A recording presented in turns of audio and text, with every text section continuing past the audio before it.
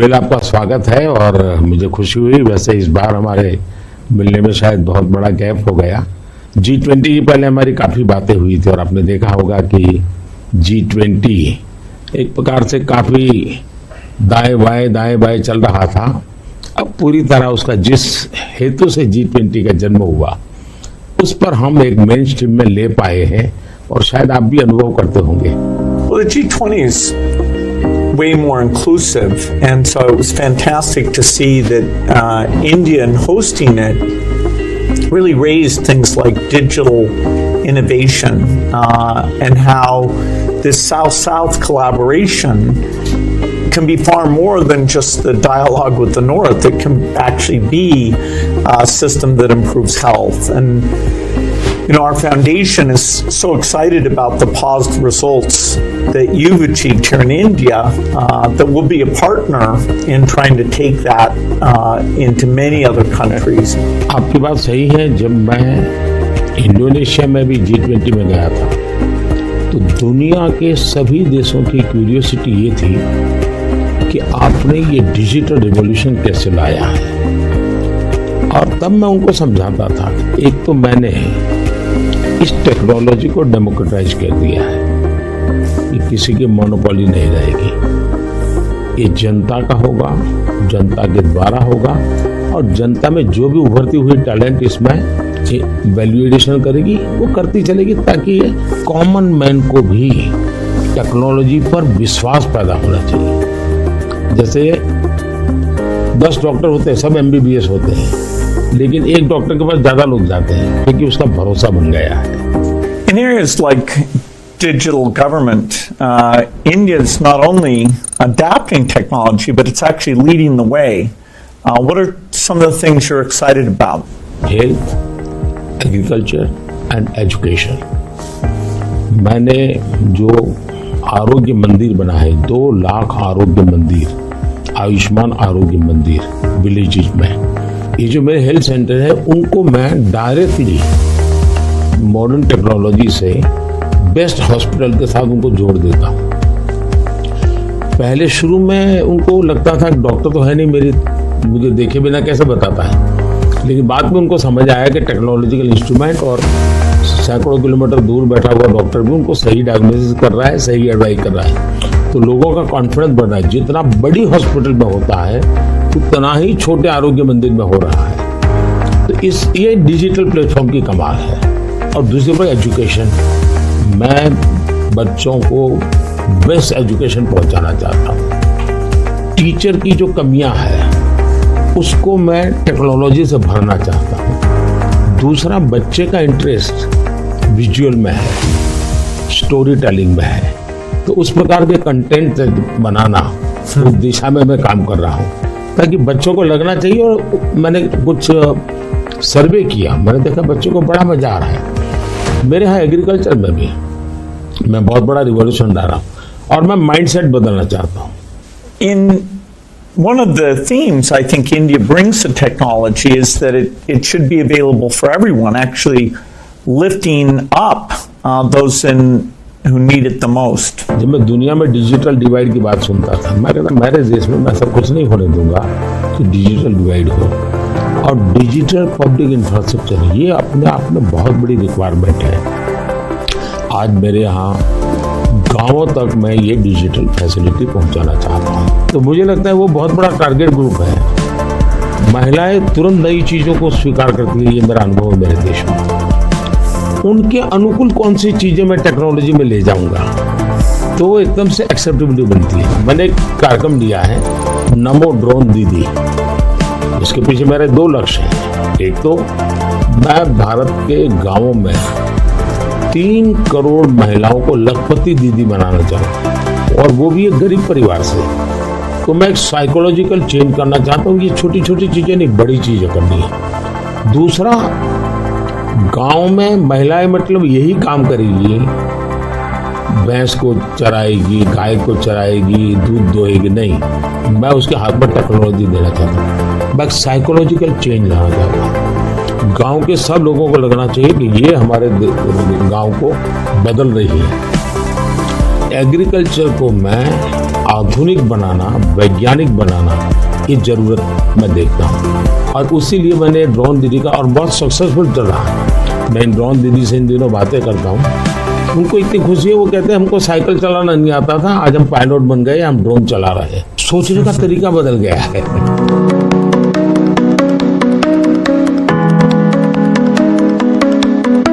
मैंने African countries के बहुत से लोगों से बात की। मैंने उनको कहा कि मैं इसमें आपको मदद करने को तैयार हूँ, क्योंकि ये सबको समान अवसर देता है और डेमोक्रेटाइज, ये उसका मेन पॉइंट है, उसको नहीं छोड़ सकते आप। अब आपने देखा होगा कोविड में दुनिया सर्टिफिकेट नहीं दे पा रही थी। मेरे यहाँ मुझे वैक्सीन लेना है तो मैं कोविन ऐप पर जाकर के कितने डिस्टेंस पर मुझे मिलेगा, कौन सा टाइम स्लॉट मिलेगा, और मेरा सर्टिफिकेट भी मुझे within fraction of second मिल जाता था। और कोविन मैंने ओपन सोर्स कर दिया था, कोई भी उसका उपयोग कर सकता है। तो ये मेरा होगा, उसका कारण डिजिटली बहुत लाभ हुआ है मेरे देश में। और हम शायद जो इंडस्ट्रियल रिवॉल्यूशंस हुए, फर्स्ट सेकंड, हम पीछे रह गए, कोई हम गुलाम थे।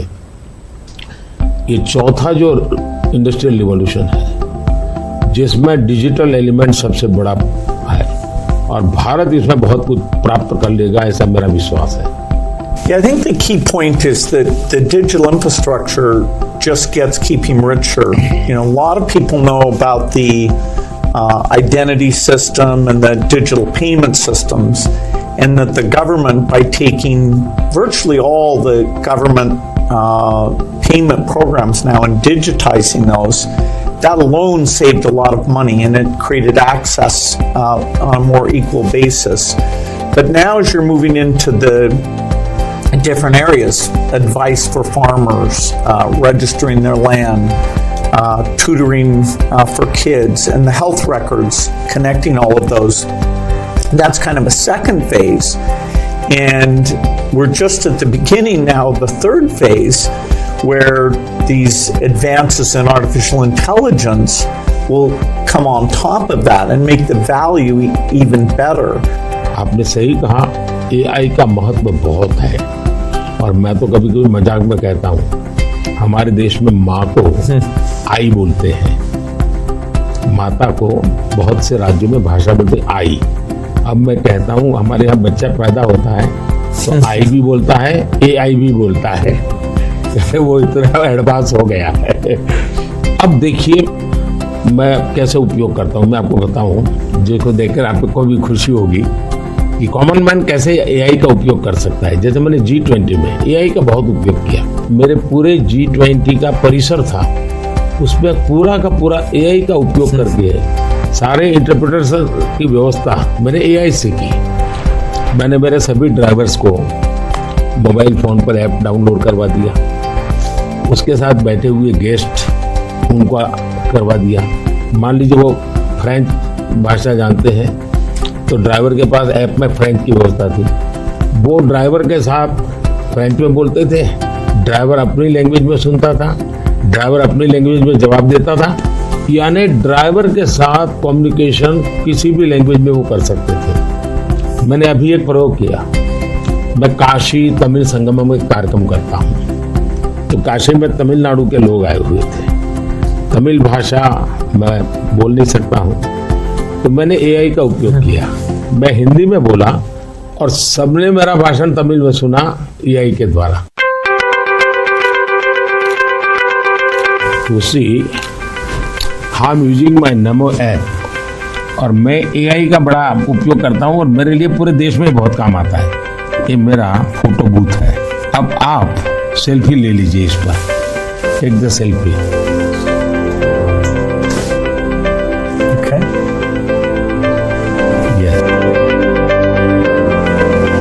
So you can see. Wow. Not only this, since last 20 years, मेरे साथ आपके जितने भी फोटो होंगे, जितने भी मेरी फोटो होंगी 20 साल की, सारे इस पर आ जाएंगे। कभी और किसी पब्लिक फंक्शन में मान लीजिए आपका एक 1/10 पार्ट दिख रहा है, तो वो फोटो में भी अगर मैं दिखता हूँ और आपका 1/10 भी दिखता है, वो भी उसको वो रिकग्नाइज करके ले आता है। तो आज टेक्नोलॉजी का कैसे उपयोग हो सकता है, और मैं मानता हूँ कि इस प्रकार के प्रयोग हमें वैल्यू एडिशन करते हैं। अब पहले क्या होता था, मैं कहीं जाता था तो फोटो मांगता था, देते थे। आज मैं कहता हूँ भाई तुम AI पर जाओ, मेरे नमो ऐप पर जाओ, फोटो बूथ में जाओ, खुद की सेल्फी ले लो, आपके साथ मेरा जितना भी फोटो होगा कि कोने में आप खड़े होंगे तो मिल जाएगा। तो हमने थोड़ा रोजमर्रा की जिंदगी में लोगों की मदद करने के लिए उपयोग करना चाहिए। तो मेरी कोशिश होती है कि पहले उसको कंफर्ट लेवल देना, उसको लगना चाहिए हाँ यार ये तो मेरे काम का है। जब काम में होता है तो फिर उसको इनोवेशन करता है, वो नई चीजें जोड़ देता है। I'd love to hear your view on how India sees AI. अगर हम AI को एक मैजिक के टूल के रूप में उपयोग करेंगे तो शायद बहुत बड़ा अन्याय हो जाएगा। या AI का उपयोग अपने आलसीपन को बचाने के लिए मैं करता हूं कि भाई मुझे किसी को चिट्ठी लिखनी है, मैं ड्राफ्ट नहीं करूंगा, मैं चैट GPT को कह दूंगा कि मेरी चिट्ठी ड्राफ्ट करके दे दो, तो ये गलत रास्ता है। मुझे तो चैट GPT के साथ कंपटीशन करना चाहिए, मैंने उसके साथ लड़ाई लड़नी चाहिए कि नहीं तुम ठीक नहीं कर रहे हो, तुम ये शब्द की जगह ये क्यों नहीं लाए। तो मैं AI से आगे जाने की कोशिश करूं। अब जैसे हमारे यहाँ बहुत सारी लैंग्वेजेज हैं, बहुत सारी बोलियां हैं, मैं AI को कहता हूं अब इन बोलियों को पकड़िए। मेरे एस्ट्रोनॉट्स को इंट्रोडक्शन के लिए गया था, तो हमारे एस्ट्रोनॉट्स किस प्रकार से काम करने वाले थे, तो रोबोट से मैं बात कर रहा था। मैंने रोबोट से काफी बातें की और मैंने देखा को मेरे और मैं अलग अलग टोन में बोलता था, थोड़ा लहजा बदल के बोलता था, और मैं देख रहा था कि वो मुझे प्रॉपर रिस्पॉन्ड कर रहा था। फिर मैंने उसका नाम बदल करके पूछने की कोशिश की, तो फिर उसने रिस्पॉन्ड नहीं किया। तो मैंने कहा आपका AI, मैंने 3 मिनट 4 मिनट बात किया, अभी तक वो मेरी आवाज को रिकॉग्नाइज नहीं कर पाया। जब तक मैं उसका नाम नहीं बोलता हूँ वो मुझे रिस्पॉन्ड नहीं कर रहा। मैं वो चाहता हूँ कि मेरे आवाज को सेंस करे, और भले ही मैं उसका नाम न बोलूं लेकिन वो मेरे से बात करे। तो उन्होंने कहा ठीक है विल डू दिस। तो मैं हर बार नई चैलेंज देता रहता हूँ। Yeah, it's early days in AI, and I think everyone who uses it in the same day you're surprised at how good it is, and you're also surprised at how bad it is. It'll do things you think are hard, and then it'll fail to do some things you think are easy. I started my trip here in Hyderabad, which was a nice occasion because Microsoft is celebrating 25 years in the country, and that's been such a fantastic experience. So I was definitely challenging the team there. Hey, we have to make the accuracy better. And for now, it's like a co-pilot. It helps suggest things, but the final decision about medicine or the letter you want to write, the final decision, we still have to review that, even though it may make us a bit more creative and a bit more productive. It seems like AI is a huge opportunity, but there's some challenges that come with that. How do you think India will approach that? देखिए AI ने जो challenges खड़ी की है वो मैंने देखा है कि इतनी अच्छी चीज अगर प्रॉपर्ली ट्रेन किया बिना किसी के हाथ में दे दी जाए तो वो मिसयूज होने की संभावना ज्यादा है।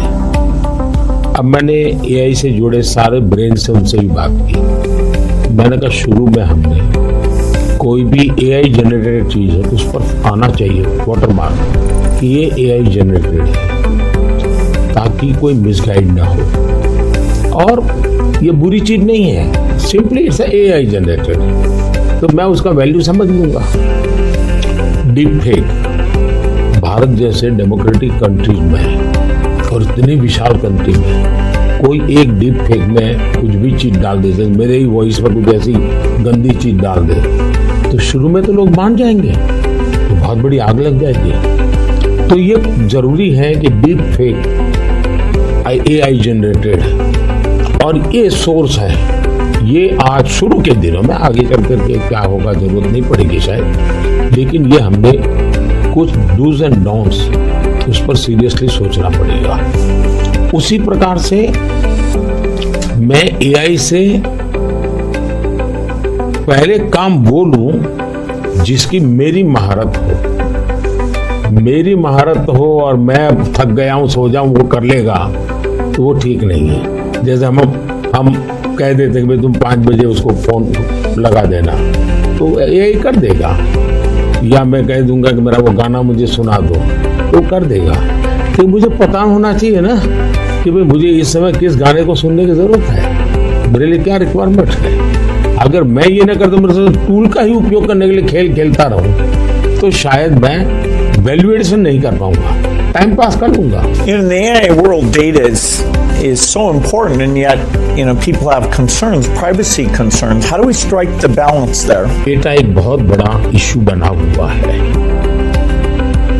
हमने उसकी सिक्योरिटी भी देखनी चाहिए। भारत में कानूनी व्यवस्था तो की है, लेकिन लोगों को भी अवेयर करना पड़ेगा। अब जैसे मैंने आज हमारे देश में यूनिवर्सिटीज वगैरह सारे सर्टिफिकेट क्लाउड में रखवा देता हूँ, ताकि खर्चा भी बचता है और जो भी रिक्वायरमेंट मिल जाती है। मेरे यहाँ कंप्लायंसेस की जरूरत होती थी, मेरे सारे कंप्लायंसेस की कोई जरूरत नहीं है। आप अपना डेटा एक क्लाउड पर डाल दीजिए, मुझे आपका आइडेंटिटी दीजिए, मुझे जो जरूरत है मैं उसमें से ले लूंगा।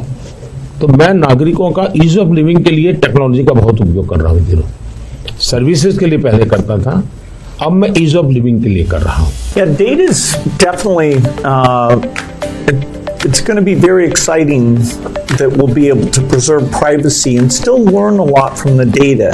Like which crop should you plant? If we get all the data from the farmers without their names, so we don't invade their privacy, but giving better farmer advice, or seeing here in India, the top 10% of teachers are so good, and saying, okay, what are they doing, and how do we spread that to the other people?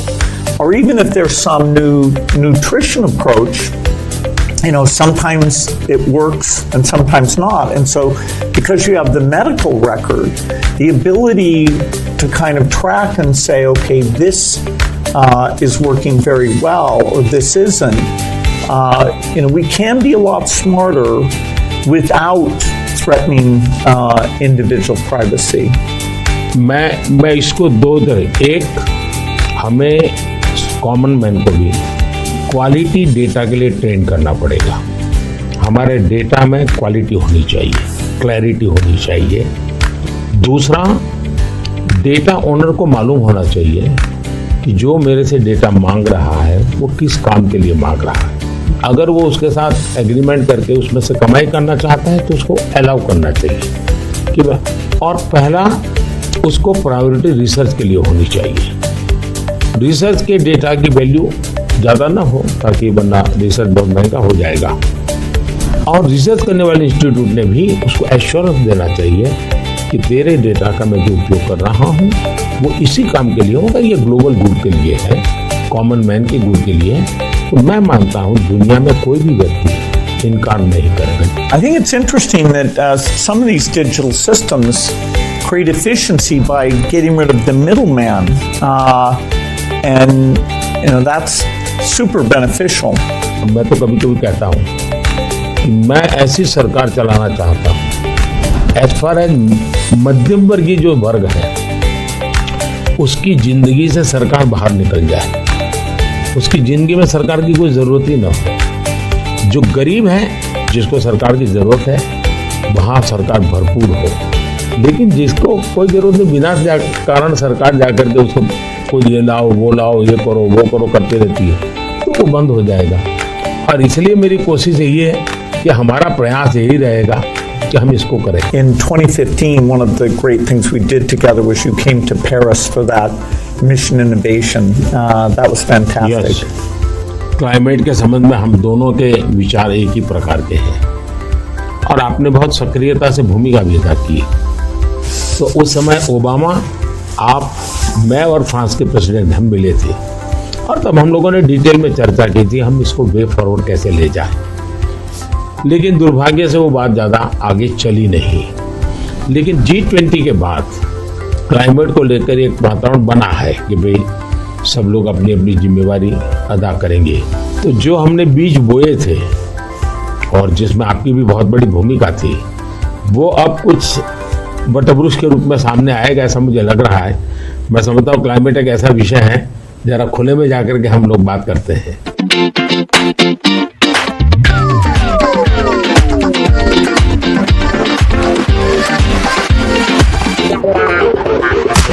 If you're ever coming to the United States, I'd love to have you come to Seattle. I'll be happy to come. No, fantastic. Come over here. Yeah. Is it okay? It is. Huh? It is.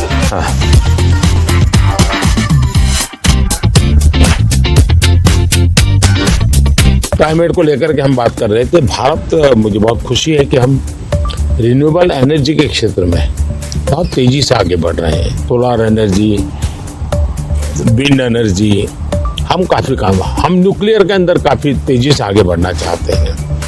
उसी प्रकार से green hydrogen को हम बहुत तेजी से आगे बढ़ना चाहते हैं। मैं तमिलनाडु में था तो हमने एक हाइड्रोजन से चलने वाली बोट मैंने वहाँ से रवाना की, जो काशी में मेरे जो टूरिस्ट आते हैं उनके लिए ये एनवायरनमेंट फ्रेंडली, पॉल्यूशन फ्री ये बोट काशी से अयोध्या के लिए चलाने के लिए मैंने सोचा है, ताकि क्लीन गंगा की मेरी जो मूवमेंट है उसको भी मदद मिलेगा, एनवायरनमेंट कॉन्शियस सोसाइटी के लिए भी वहाँ से एक मैसेजिंग होता रहेगा।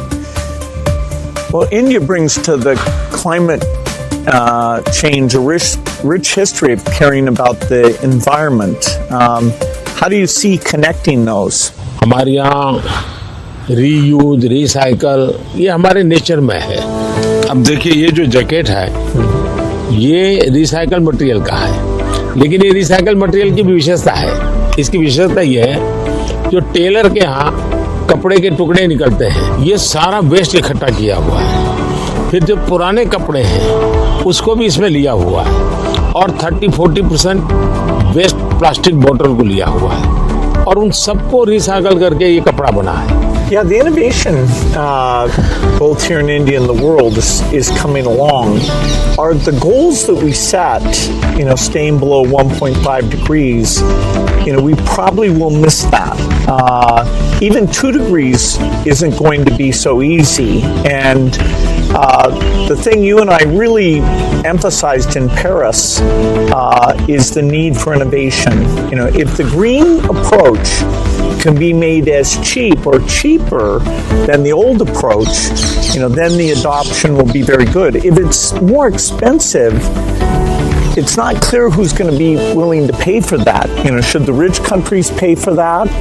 It's not fair to tell India to slow down, building basic infrastructure just because the West had those emissions. But you'll have to have some adaptation because there will be some warming, particularly which farmers will have to take into account. मुझे लगता है कि हमने 2-pronged strategy की तरफ जाना चाहिए। एक तो है इनोवेशन, और इनोवेशन में हमारी जो रिक्वायरमेंट्स हैं वो क्लाइमेट फ्रेंडली कैसे हो, नेचर फ्रेंडली कैसे हो, उसमें इनोवेशन हो।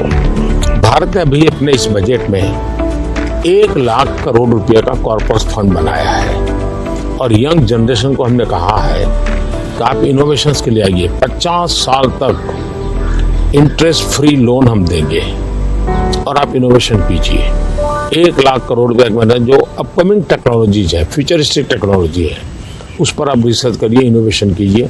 तो मैं एक तरफ उनको प्रोत्साहित करूँ, लेकिन दूसरी एक बात है जिसको गंभीरता से लो, और ये वो लाइफस्टाइल, और इसलिए मैंने मिशन लाइफ शुरू किया है। और मैं जब लाइफ कहता हूँ तब लाइफस्टाइल फॉर एनवायरनमेंट, क्योंकि हमारी रोजमर्रा की जिंदगी में अगर हम क्लाइमेट फ्रेंडली लाइफस्टाइल स्वीकार नहीं करते, प्रो नेचर हम जीवन नहीं जीते हैं, तो हम बाहरी कितने ही प्रयास क्यों न करें, हम नए नए इनोवेशन करेंगे, नई नई चीजें जोड़ते जाएंगे, हम अपनी जिंदगी को ऐसी कैसे बनाए। अब हमारा मुसीबत क्या है, हमारा प्रगति का आंक क्या, तो भाई कौन सा देश कितना स्टील उपयोग करता है, कौन सा देश पर कैपिटल कितना एनर्जी कंज्यूम करता है, उसके आधार पर उस देश की इकोनॉमी में जा। अगर ये पैरामीटर रहेंगे तो फिर वो इलेक्ट्रिसिटी कंज्यूम करने के लिए कोशिश करेगा, स्टील कंजम्पशन की कोशिश करेगा, फिर स्टील उत्पादन के लिए लगेगा तो स्टील उत्पादन में कार्बन का प्रॉब्लम करेगा। मतलब हमने हमारी सोचने के तरीकों बदलना पड़ेगा। जब सोचने के हमारे पैरामीटर, जिंदगी के पैरामीटर, प्रगति के पैरामीटर हमने क्लाइमेट फ्रेंडली बनाने चाहिए। आज हमारे प्रगति के सारे पैरामीटर एंटी क्लाइमेट है। बिजली कंजम्पशन के आधार पर प्रगति नापी जाती है, स्टील कंजम्पशन के आधार पर प्रगति नापी जाती है। Yeah, I've been interested in your discussions about green GDP. Update me on your thinking. मैं तो कहता हूँ दुनिया को ग्रीन जीडीपी के कंसेप्ट को डेवलप करना चाहिए कि भाई तुम्हारी टोटल जीडीपी में ग्रीन जीडीपी कितनी है, टोटल रोजगार में ग्रीन रोजगार कितने हैं। हम एक नया आखिर टर्मिनोलॉजी बदलनी चाहिए दुनिया की। तो मैं समझता हूँ कि समस्या का समाधान हो सकता है, लेकिन अगर मैं कहूँगा मैं तो जितना उपयोग करता हूँ करूँगा, मैं तो इतनी बिजली उपयोग करूँगा, मैं इतना पानी बर्बाद करूँगा, मैं ये करूँगा। Now, getting consumers involved in this, where they prefer the product that's the clean product when they're buying a car, when they're buying any product, and changing their food consumption, even if they don't go all the way to be a vegetarian, they can eat less beef and more chicken, or less chicken and more fish. They can moderate a bit, and we know that also has some health benefit as well. Not only that, मैं तो कहता हूँ vegetarian में भी सोचने की improvement जरूरी है। वेजिटेरियन में जैसे मिलेट, मैं यूएन के साथ मिलकर के मिलेट ईयर मनाया। मिलेट का फायदा यह है कि एक तो बिल्कुल बंजर भूमि में मिलेट पैदा होता है, मिनिमम पानी चाहिए, कोई फर्टिलाइजर नहीं चाहिए, और ये सबसे उत्तम प्रकार का फूड है, ये सुपर फूड है। अगर हम मिलेट को प्रमोट करते हैं तो वेजिटेरियन होने के बावजूद भी बहुत सी चीजें हैं जो ज्यादा नुकसान करने वाली है, उसमें भी अगर मिलेट पर शिफ्ट करते हैं तो बहुत फायदा हो सकता है। Yeah, when I was in Odisha, they were talking about how millet had been popular a long time ago, and then it came out of favor, and now there's a joint program with the foundation and the government. It's coming back up, and they even took me to some shops where the women were there showing these very nutritious, and actually they tasted good to me, millet crops. So that's a good message for the world. Millet में इतना बढ़िया production आना शुरू हो गया, अच्छी अच्छी कंपनियां मिलेट प्रोडक्ट में आ गई, और एक प्रकार से उसका वैल्यूएशन हो गया। और कॉमन फैशन हो गई। हमारे यहाँ 5 स्टार होटल में जाइए तो मिलेट का मेनू अलग देते हैं, नॉर्मल वेजिटेरियन फूड का मेनू अलग देते हैं, और ज्यादा तो लोग मिलेट मेनू और उसके कारण मेरे छोटे किसान की इनकम भी बढ़ी है और पानी बहुत बचत हो रही है, तो बहुत बड़ा फायदा होने लगा है। Well, during the pandemic, it was fantastic that the vaccines got invented, and India made a lot of those. Sadly, in many countries, the fear of vaccination and even rumors about vaccines became a big problem. And you had actually very little of that here in India. So I'm curious, how did you manage the communication, and why do you think it came out better here? बहुत ही बढ़िया सवाल आपने पूछा है। एक तो मैंने virus के खिलाफ ये लड़ाई जो है ये हम सबकी है, ये लोगों को प्रशिक्षित करने पर बल दिया। ये वायरस वर्सेस गवर्नमेंट नहीं है, ये लाइफ वर्सेस वायरस की लड़ाई है। ये पहली मेरी फिलॉसफी थी। दूसरा, मैं डे 1 से कम्युनिकेट करने लगा सबसे डायरेक्ट मेरे देश के लोगों से बात। मैं खुद सारे प्रोटोकॉल पब्लिकली फॉलो करने लगा, सब चीजें पब्लिकली मैं उदाहरण के रूप में जाने लगा लोगों के सामने। फिर मैंने कहा भाई ताली बजाओ, थाली बजाओ, दिया जलाओ। हमारे देश में इसकी बड़ी मजाक करने का प्रयास हुआ, लेकिन मुझे लोगों को विश्वास में लेना था कि भाई हमें ये लड़ाई साथ लड़नी है। जब ये विश्वास बन गया कि हमें अपनी जिंदगी बचानी है और औरों की जिंदगी बचे इसमें मदद करनी है, तो एक प्रकार से मास मूवमेंट बन गया। और उसके कारण मुझे बाद में जो भी चीज कहता था देशवासियों को, वो मुझे मदद करते। फिर मुझे क्वेश्चन नहीं करते थे कि मास्क लगाना चाहिए कि नहीं लगाना चाहिए, उनको लगता था। और लोग भी एक दूसरे को कहते थे मास्क लगाओ। तो ये जन आंदोलन बन गया। एंड डेमोक्रेटिक वे में डंडे से काम नहीं होता है। आप लोगों को एजुकेट कीजिए, उनको कन्विंस कीजिए और उनको साथ लेकर के चलिए। ये मेरा बहुत बड़ा अभियान रहा और उसके कारण मुझे वैक्सीन में बहुत बड़ी सभा, किसी ने मुझे रोका नहीं। आर्थिक रूप से मुझे बहुत बड़ा बोझ आया क्योंकि मुझे वैक्सीन बनाने में रिसर्च करनी थी। फिर विश्वास दिलाना था कि यही वैक्सीन चलेगी, तो मैं खुद सबसे पहले वैक्सीन लेने लग गया। और मेरी वो 95 एज की मेरी माँ थी उस समय, मेरी माँ ने भी पब्लिकली वैक्सीन लिया। तो मैंने उदाहरण करके दिखाया तो लोगों को भरोसा पड़ा कि भाई ये जिंदगी बचा सकती है। आने वाले दिनों में मैं सर्वाइकल कैंसर को लेकर के, खास करके बच्चियों के लेकर, मैं भारत में इस बार बजट में हमारी जो साइंटिस्ट हैं उनको बजट देना चाहता हूँ। और मैं उनको कहना चाहता हूँ इसमें भी आप लोकल रिसर्च कीजिए, वैक्सीन बनाइए और बहुत ही कम पैसों में मैं मेरे देश की सभी बच्चियों का वैक्सीनेशन करूं और किसी भी बच्ची को कैंसर की संभावना ही न रहे वो स्थिति पैदा करूं। उस दिशा में इन दिनों में काम कर रहा हूं। जब मेरी नई सरकार बनेगी तो मैं सबसे पहले उस दिशा में काफी पैसे रिसर्च में लगाना चाहता हूं ताकि मेरी बच्चियों की जिंदगी बचे। मैं एक इंटरेस्टिंग बात बताना चाहता हूं। सरदार वल्लभ भाई पटेल 1930 के आसपास अहमदाबाद म्युनिसिपल कॉरपोरेशन, उस समय नगर पालिका होती थी, उसके मेयर थे। और उस समय एक एपिडेमिक की स्थिति पैदा हुई, वैक्सीनेशन करवाना था। कुछ लोगों ने रिलीजियस कारणों से उस समय वैक्सीन लेने से मना कर दिया, रेजिस्ट किया। तो सरदार वल्लभ भाई पटेल ने बड़ा कड़ाई की और कंपल्सन किया कि भाई मुझे सारे की जिंदगी बचानी है। यानी ये रेजिस्टेंस दुनिया के हर देश में सदियों से चला आया रहा, लेकिन अगर उसको ओपन अप करके हम करें तो शायद ठीक हो जाता है। तो मैंने सुना है कि आप गुजरात में स्टैच्यू ऑफ यूनिटी पर जा रहे हैं, आपने शायद उसके विषय में कुछ पढ़ा होगा, आपने जाने का कार्यक्रम बनाया है तो। No, I'm very much looking forward to that. I understand it's quite grand, much bigger than the Statue of Liberty. So that'll be fun to see, and also to meet some of the women's groups there and hear how they've gotten involved in tourism, or how they see all the work that they do. इसकी बड़ी interesting story है, background information मैं आपको देना चाहूंगा। सरदार वल्लभ भाई पटेल की विशेषता ही रही थी भारत को एक करने में उन्होंने बहुत बड़ी भूमिका निभाई थी, यूनिटी में बहुत बड़ा रोल किया। तो मैं जब गुजरात का मुख्यमंत्री था मैंने एक मास मूवमेंट शुरू की। मैंने लोगों को अपील की कि हर गांव से मुझे खेत में जो उपयोग किया है औजार, उसका लोहे का टुकड़ा चाहिए।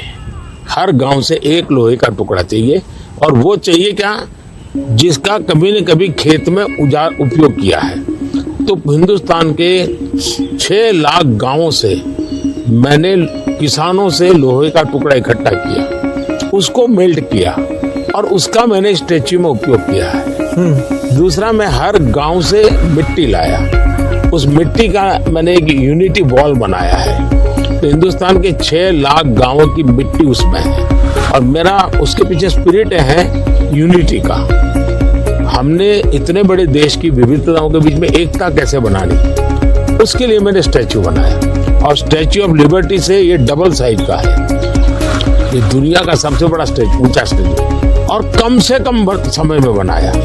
Yeah, I hope they have a video of the construction, because I'm always fascinated how do you assemble something like that? इसका पूरा एक मैंने किताब निकाला है, स्ट्रक्चरल इंजीनियरिंग का पूरा। Okay. फिर फाउंडेशन स्टोन से लेकर के अब तक टेक्नोलॉजिकल इंप्रूवमेंट कैसा हुआ, उसका डिटेल स्टोरी है, वीडियोग्राफी भी है और बुक फॉर्म में भी है। वो मैं अपनी टीम को बताऊंगा, वो आपको मिले, क्योंकि ये सच में। और मैंने सभी इंजीनियरिंग स्टूडेंट को वहाँ स्पेशली ले जाता था कि वो ये स्ट्रक्चरल इंजीनियरिंग का स्टडी करेंगे, इतना बड़ा काम कैसे हो रहा है, और वो बहुत ही उनका इंटरेस्टिंग था वो। अभी मैंने गुजरात में हिंदुस्तान का सबसे बड़ा सी केबल ब्रिज का उद्घाटन किया, हिंदुस्तान का सबसे बड़ा। तो मैंने इंजीनियरिंग स्टूडेंट को कहा तो वहाँ जाइए, उसका स्ट्रक्चरल इंजीनियरिंग का स्टडी कीजिए, क्योंकि मैं ये हमेशा इन चीज़ों में चाहता हूँ कि चीज़ें बना करके छोड़नी नहीं है, मैं उसमें इंस्टीट्यूशनलाइज करना चाहता हूँ, नई पीढ़ी को तैयार करना चाहता हूँ। So over our careers, technology's gotten so much better. I'm just curious in terms of your journey of using, PCs or phones or different types of software. Was there something that really drew you in, or what's that been like? एक तो मुझे पागलपन है technology का, खुद expert नहीं हूँ, मेरी क्यूरियोसिटी रहती है, बालक की जैसे रहती वैसे रहती है। मुझे बहुत याद है, बहुत पहले मेरे पास एक गैजेट था, हाथ में रखने वाली छोटी सी डायरी थी, अच्छी थी लेकिन थोड़ा वेट था। मैं बहुत साल पहले यूएसए गया था, तो जब यूएसए गया तो मैं बड़े मॉल में जाता था, लेकिन मैं टेक्नोलॉजी वाली दुकान पे जल्दी जाता था। तो मैंने उनको कहा भाई ये इसका लेटेस्ट वर्जन कोई है क्या? तो देखता रह गया क्या है, बोले अभी तो हमारे देश में ये आया नहीं है, तो ये भी तो अभी आया नहीं, तो अगला वर्जन कहाँ से आएगा?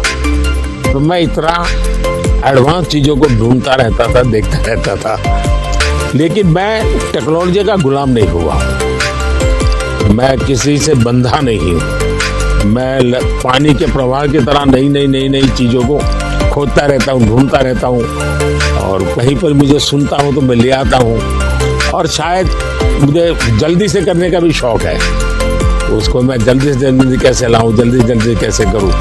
जैसे एआई दुनिया के चर्चा करने लगी तो मैं एआई के पीछे मैं क्या कर सकता हूं। दूसरा, मेरा ध्यान किसी चीज को देखता हूं, उसका मल्टीपल यूटिलिटी क्या होती है, तो मेरी सब फैकल्टी उस पर काम करना शुरू कर देती है। मैं कोई चीज देखता हूँ तुरंत नहीं ये नहीं, ऐसा करो। तो ये शायद मेरा गॉड गिफ्टेड नेचर है। जो मैं समझता हूँ हमारे जो दर्शक हैं उनको शायद कुछ ऐसी चीजें हैं सुनना बहुत अच्छा लगेगा। आपकी जिंदगी के विषय में जो सुना है कि भाई गैरेज में आपने जिंदगी की शुरुआत की और वहां से यहाँ पहुंचे, उस जन्म में सबसे संतोषजनक पल कौन सा आया होगा? I'm so lucky. I was born at a time when the chip miracle happened. I got a very good education. I have kind of an optimistic view, so dropping out of school to take risk didn't seem that dangerous to me. I have to say, though, the most exciting thing is when you see people using the technology. When you go into a classroom and you see people using it. In a certain sense, I always wanted software for my own curiosity, and that I could take courses online and all that, and to see that other people, not only does it work for them, but it's kind of empowering them. That's been very gratifying.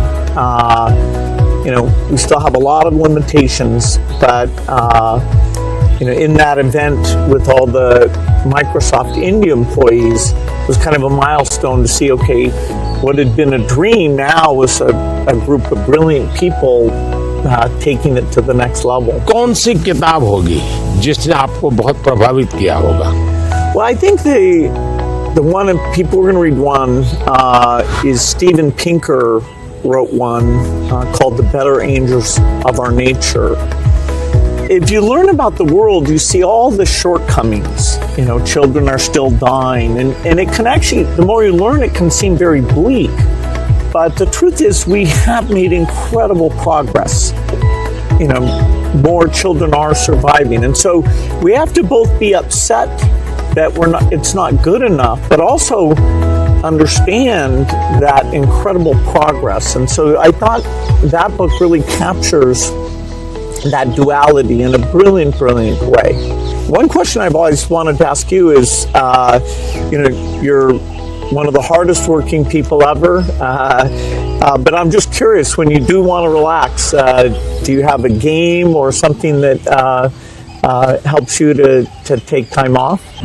मेरे यहाँ relaxation auto pilot है और वो मेरे जिंदगी को मिली हुई एक स्पिरिचुअल प्रसादी है मेरे गुरुजनों से, जो मुझे बहुत बड़ी ऊर्जा देती है। काम ज्यादा कर सकता हूँ, करता हूँ, वो मेरा कोई फिजिकल एनर्जी के कारण है ऐसा मुझे नहीं लगता है, मेरे कमिटमेंट के कारण है।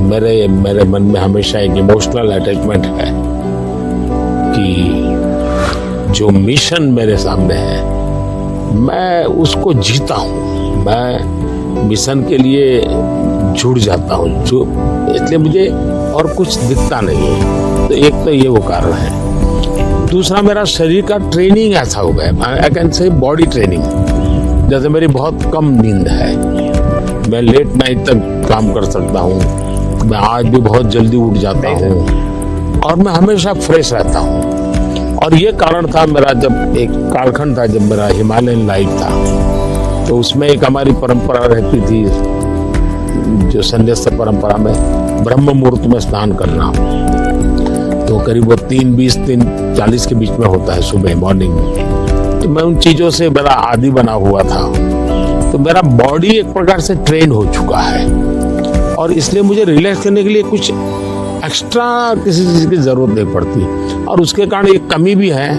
कि मैं कोई एक्स्ट्रा एक्टिविटी जानता भी नहीं हूँ, क्योंकि मैं इसी में लगा रहता हूँ, अपने काम में नया नया करता रहता हूँ। तो ये एक अच्छाई भी है, कमी भी है।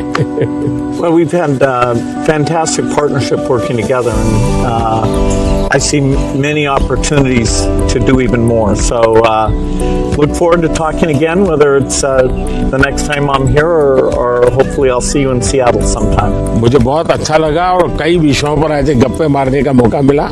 वैसे भी जब भी मैं आपके साथ मिला हूँ, मैंने आपका काफी समय भी लिया है हमेशा, क्योंकि आप पूरी दुनिया घूमते हैं, आपके मन में गरीबों के लिए कुछ करना, न्यूट्रिशन में कुछ करना, एजुकेशन में कुछ करना, हेल्थ में करना, ये मैंने फील किया है कि आप मन से कमिटेड है। तो मुझे हमेशा लगता है कि आपके पास नए विचार होते हैं, नए, और आज भी आप नए विचारों के लिए उत्साहित होते हैं। आप आराम से जिंदगी गुजारना नहीं चाहते, तो इसलिए मुझे हमेशा आपके साथ बात करना अच्छा लगा है और मुझे हमेशा कुछ न कुछ जानने को मिला है, सीखने को मिला है। और मैं सोच भी नहीं सकता हूँ कि आपका राजनीति से कोई लेना देना नहीं है, मैं पूरी तरह राजनीति में डूबा हुआ व्यक्ति हूँ, लेकिन हमारे बीच में ऐसी वेवलेंथ है कि हम दोनों अगर साल में 4-6 बार नहीं मिलते तो कभी महसूस होती है। लेकिन आज आए, आप समय निकाला, मुझे बहुत अच्छा लगा, मैं आपका बहुत आभारी हूँ। Thank you sir, thank you.